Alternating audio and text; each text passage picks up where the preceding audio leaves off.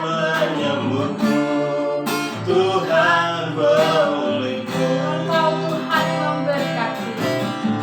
Engkau Tuhan memberkati, Tuhan penyembuhku, Tuhan pemulihku.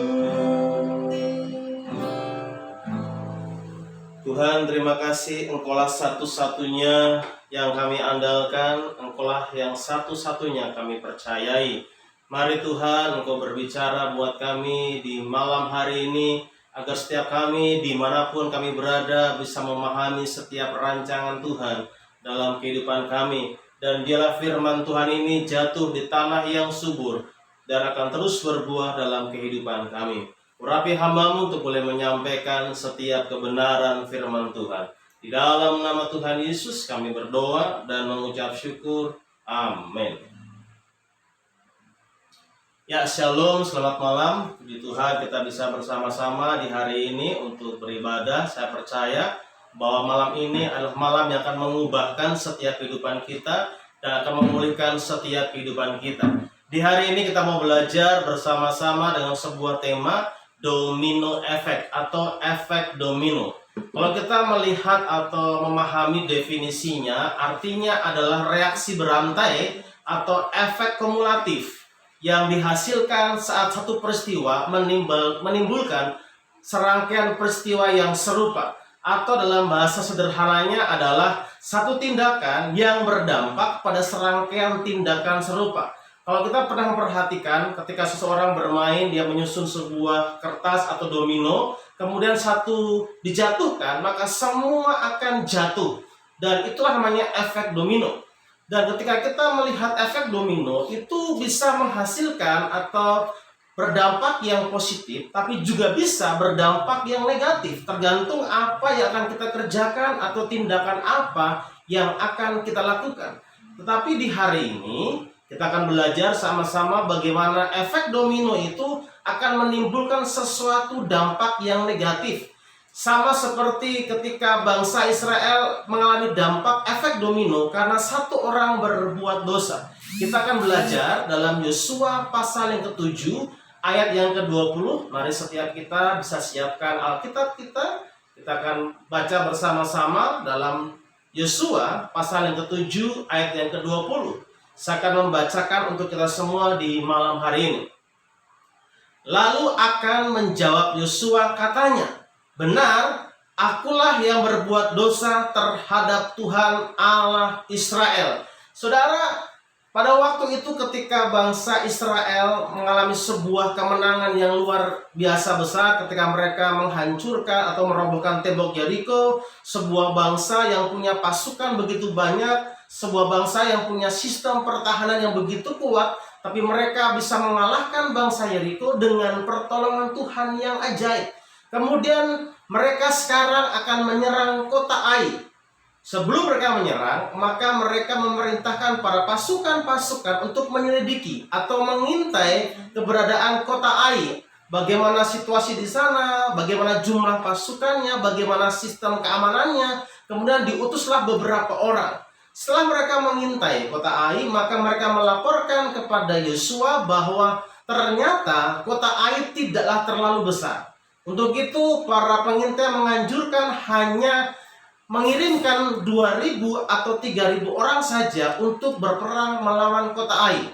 Kemudian akhirnya dikirimlah 3.000 pasukan untuk menyerang kota Ai. Tetapi sesuatu yang luar terjadi, bagaimana orang Israel kalah, bahkan mereka dikejar-kejar oleh bangsa Ai sampai mereka malu karena mereka mengalami kekalahan yang luar biasa. Bahkan dampaknya ada 36 pasukan yang harus kehilangan nyawa mereka. Di tengah-tengah situasi ini, di tengah kekalahan yang terjadi, Yosua bertanya kepada Tuhan. Dia berlutut, berseru kepada Tuhan. Kenapa? Karena dia bingung kenapa waktu dia mengalahkan bangsa Yeriko, sekarang mereka kalah kepada bangsa Ai yang secara jumlah pasukan lebih sedikit dibandingkan bangsa Yeriko.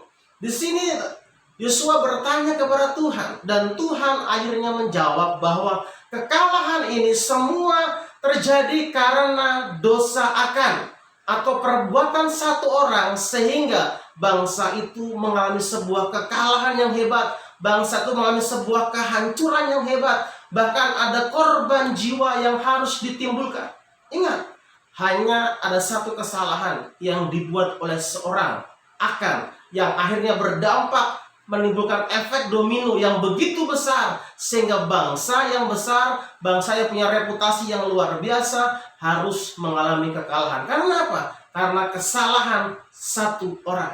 Kemudian Yosua bertanya kepada Tuhan, bagaimana caranya supaya tahu siapakah pelakunya? Kemudian Tuhan meminta kepada Yosua agar besok pagi mereka harus mengumpulkan semua orang Israel. Perhatikan, bagaimana Yosua harus mengumpulkan seluruh bangsa itu.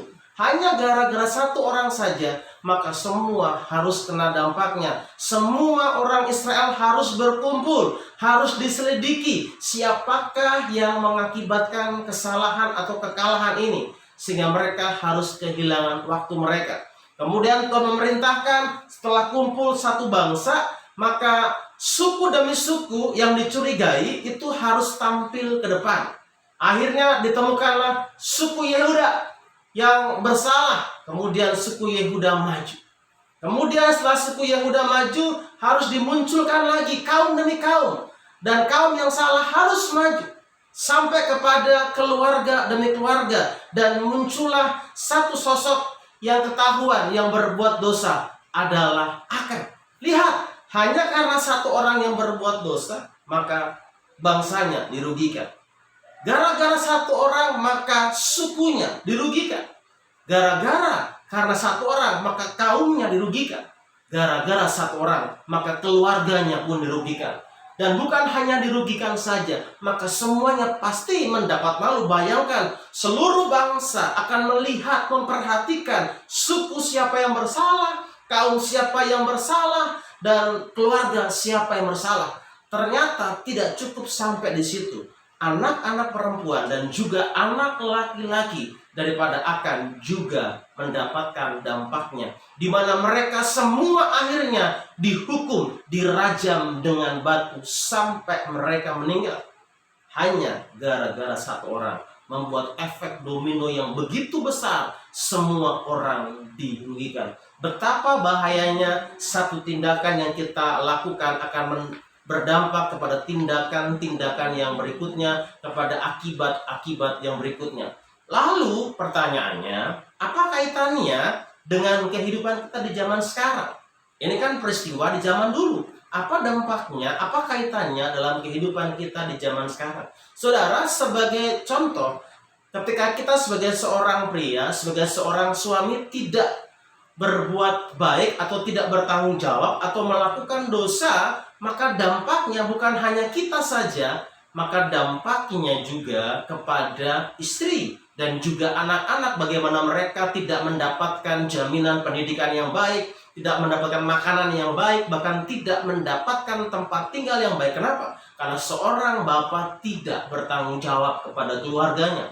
Kalau seorang ibu tidak bertanggung jawab kepada keluarganya juga, dampaknya juga bukan hanya akan diterima oleh ibu itu sendiri, tapi dampaknya juga akan diterima oleh suami. Bahkan juga anak-anaknya, bagaimana suami tidak dilayani dengan baik. Bahkan mungkin anak-anak akan terabaikan. Atau mungkin juga seorang anak, dia tidak bertanggung jawab, atau dia melakukan sebuah kesalahan, melakukan sebuah tindakan yang tidak baik, dan akhirnya dampaknya bukan hanya buat anak yang melakukan, tapi orang tua juga harus kena dampaknya. Orang tua juga harus kena malu. Karena apa? Karena perbuatan anak ini. Orang mulai bertanya, ini anaknya siapa? Bapaknya nama siapa? Ibunya nama siapa? Padahal yang berbuat salah itu adalah anaknya. Bahkan ini juga akan mempengaruhi keluarga besarnya, bahkan sukunya. Kenapa? Karena perbuatan seorang anak yang tidak bertanggung jawab. Kemudian kalau kita sebagai seorang pegawai, kita bekerja, kita berkaitan dengan begitu banyak orang di tempat pekerjaan kita. Ketika kita tidak bertanggung jawab, maka dampaknya bukan hanya kepada kita, maka orang-orang lain juga yang punya kaitan pekerjaan dengan kita akan kena dampaknya. Bahkan perusahaan tempat di mana dia bekerja pun bisa kena dampaknya, bisa mengalami omset yang turun. Kenapa? Karena ada satu pribadi, satu pegawai yang tidak bertanggung jawab.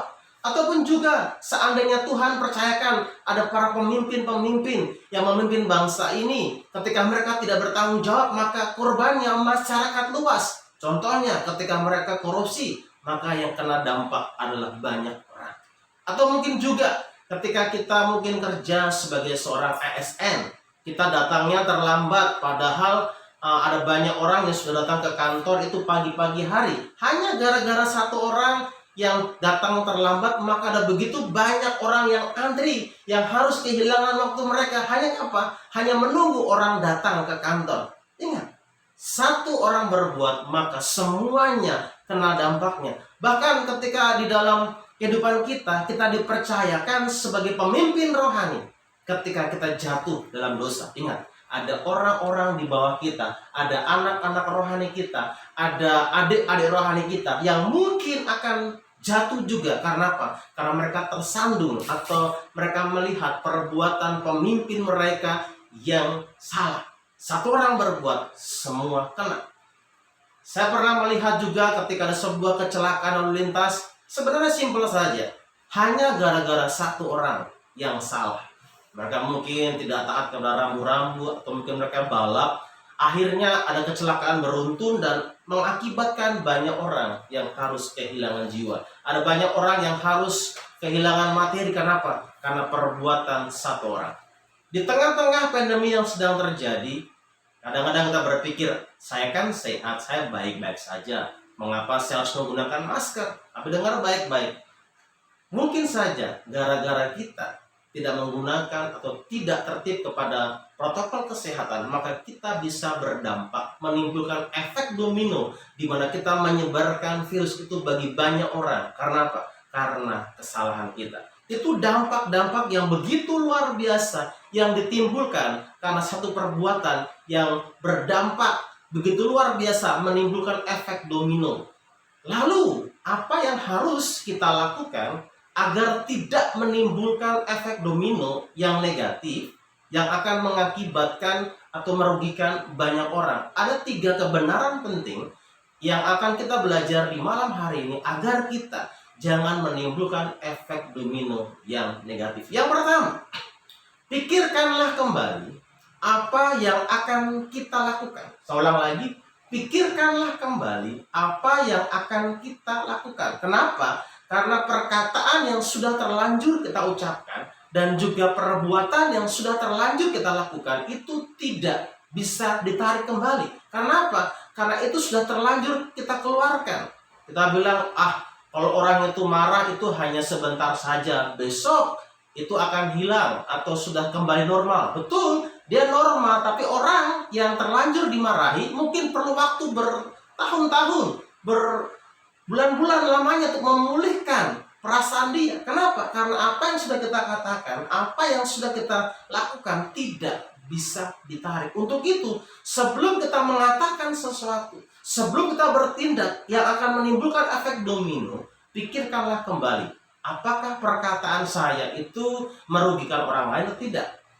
Dalam Yakobus 1 ayat 19 dijelaskan bahwa setiap kita itu harus cepat mendengar, tapi lambat untuk berkata-kata. Kenapa? Kenapa kita harus lambat berkata-kata? Karena sekali lagi, itu waktu yang dipakai untuk kita merenungkan kembali. Apakah perkataan kita itu benar? Apakah tindakan kita benar? Apakah itu merugikan buat keluarga saya? Apakah perkataan saya merugikan komunitas saya?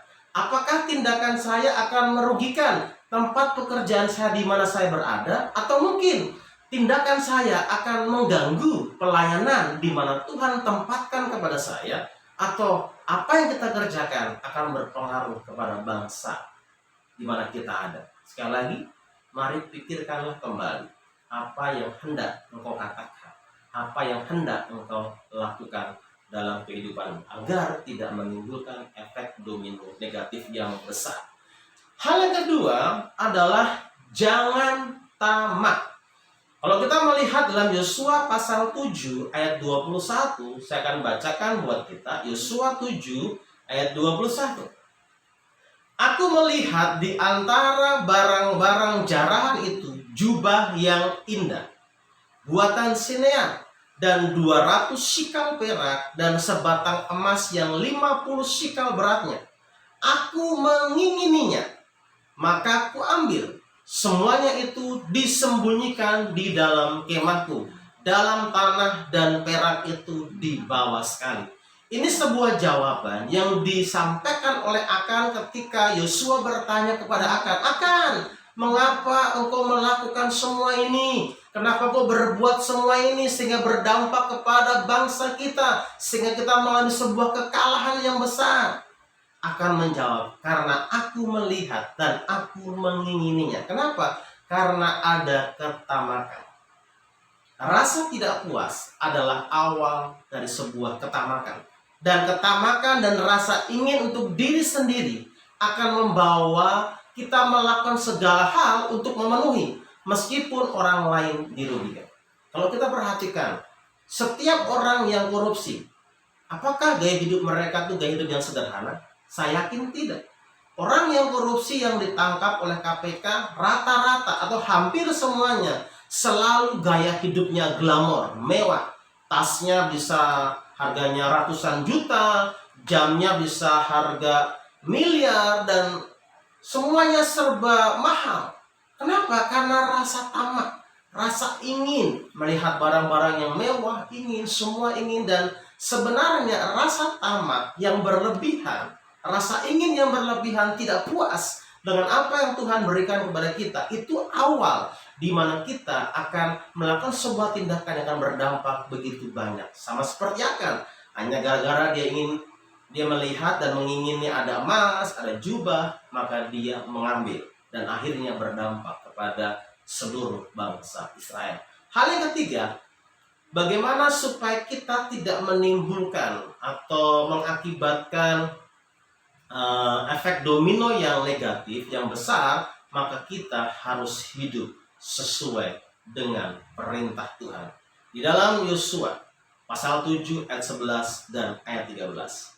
Orang Israel telah berbuat dosa, mereka melanggar perjanjianku yang kuperintahkan kepada mereka. Mereka mengambil sesuatu dari barang-barang yang dikhususkan itu. Mereka mencurinya, mereka menyembunyikannya, dan mereka menaruh di antara barang-barangnya. Bangunlah, kuduskanlah bangsa itu dan katakan, kuduskanlah dirimu untuk esok hari, sebab demikianlah firman Tuhan Allah Israel. Hai orang Israel, ada barang-barang yang dikhususkan di tengah-tengahmu. Kamu tidak akan dapat bertahan menghadapi musuhmu sebelum barang-barang yang dikhususkan itu kamu jauhkan dari tengah-tengah kamu. Sederhana sekali bahwa kehancuran atau kekalahan bangsa Israel itu diakibatkan satu orang yang tidak hidup sesuai dengan perintah Tuhan.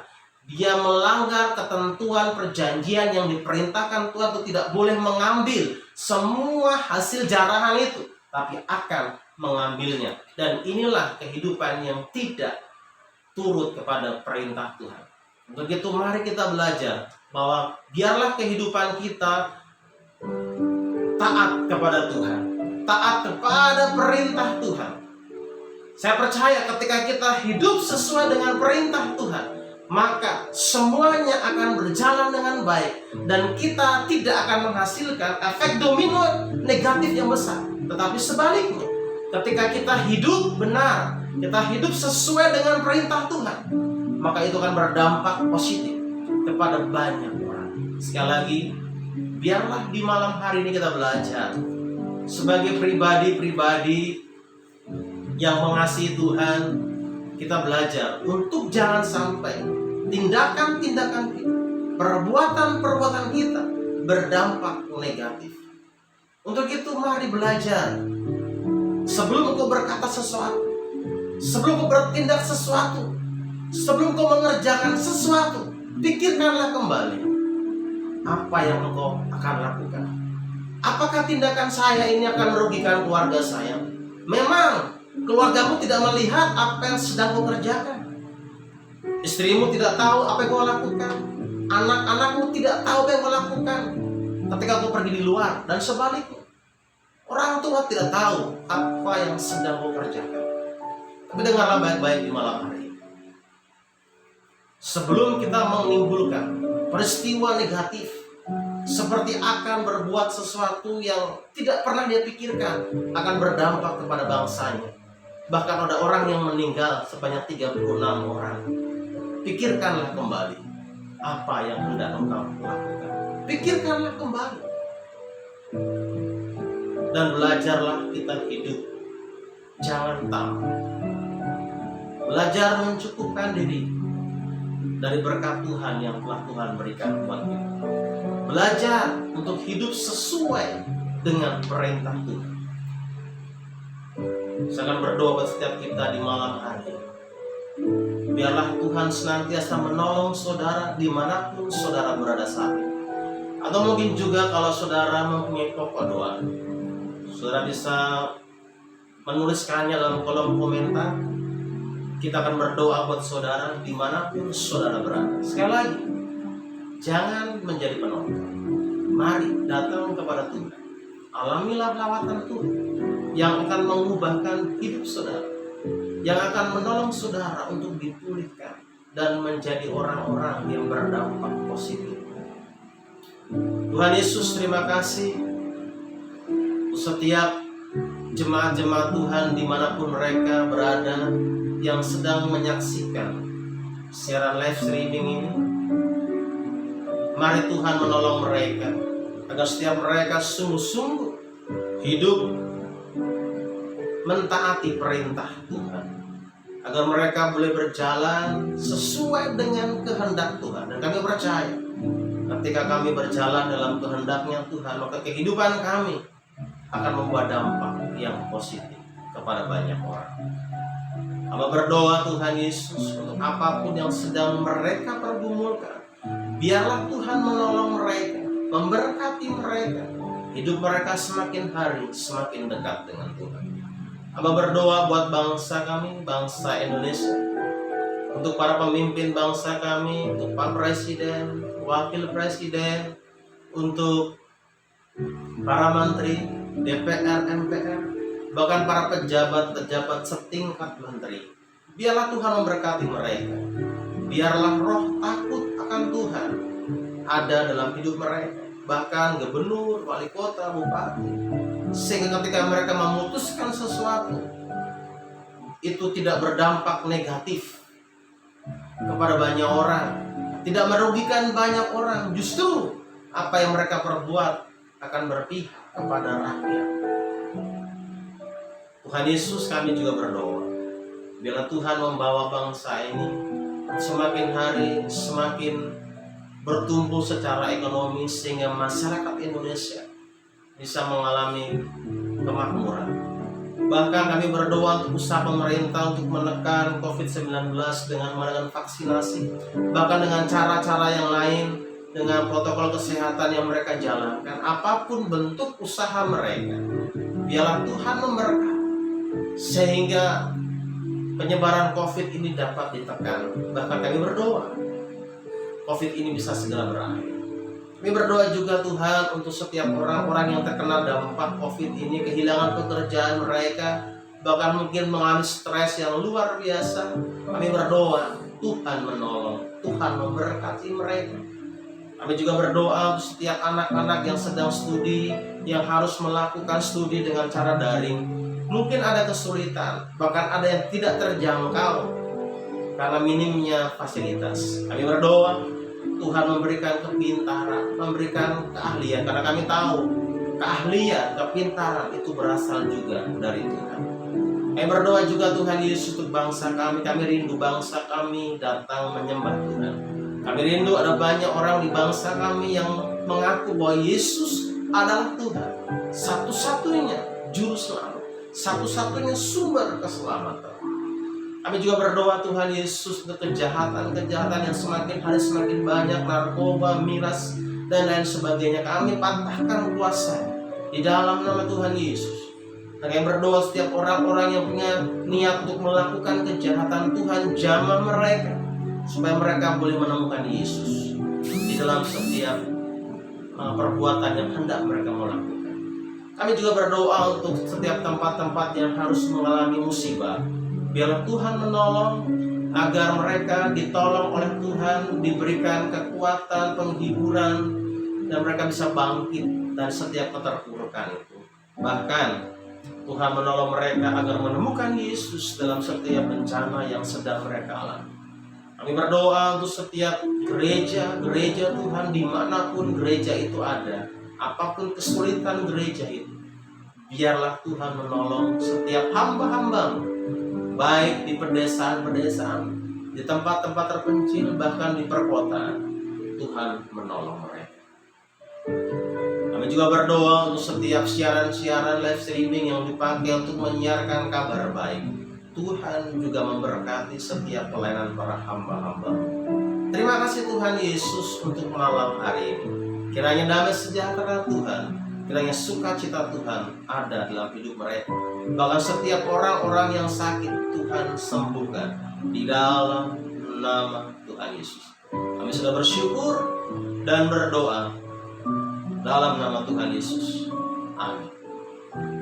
Ya saudara, kita akan mengakhiri ibadah kita di malam hari ini. Kita akan berjumpa kembali dalam hari Kamis yang akan datang di jam yang sama, jam 8 malam, dalam ibadah malam yang mengubahkan. Untuk itu mari kita datang kepada Tuhan. Kita mau menyembah Tuhan karena kita memerlukan Tuhan dalam setiap kehidupan kita, setiap jam, setiap detik kita memerlukan Tuhan dalam kehidupan kita. Ya Tuhan, tiap jam.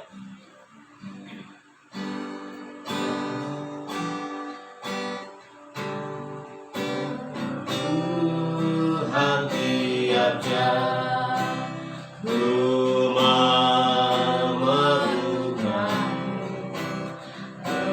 Engkaulah yang memberi sejahtera penuh. Setiap jamnya Tuhan, jika ku perlukan, ku datang juru selamat, berkatilah. Ya Tuhan tiap jam, ya Tuhan tiap jam ku memerlukan, Engkaulah yang memberi sejahtera penuh. Setiap jamnya Tuhan, jika ku perlukan, ku datang juru selamat, berkatilah. Ku datang juru selamat, berkatilah. Tuhan Yesus, kami perlu Engkau dalam kehidupan kami, dalam pekerjaan kami, dalam keluarga kami, dalam usaha kami, dalam pendidikan kami, dan dalam segala sesuatu yang kami lakukan. Kami butuh Engkau. Dan kiranya Kau memberkati pertumbuhan rohani kami, memberkati segala sesuatu yang kami sedang kerjakan. Kiranya damai sejahtera daripada Allah Bapa dan kasih sayang daripada Tuhan Yesus Kristus dan penyertaan daripada Roh Kudus menyertai kita dari hari ini sampai selama-lamanya. Haleluya. Amin. Tuhan Yesus memberkati untuk kita semua dimanapun saudara berada. Shalom.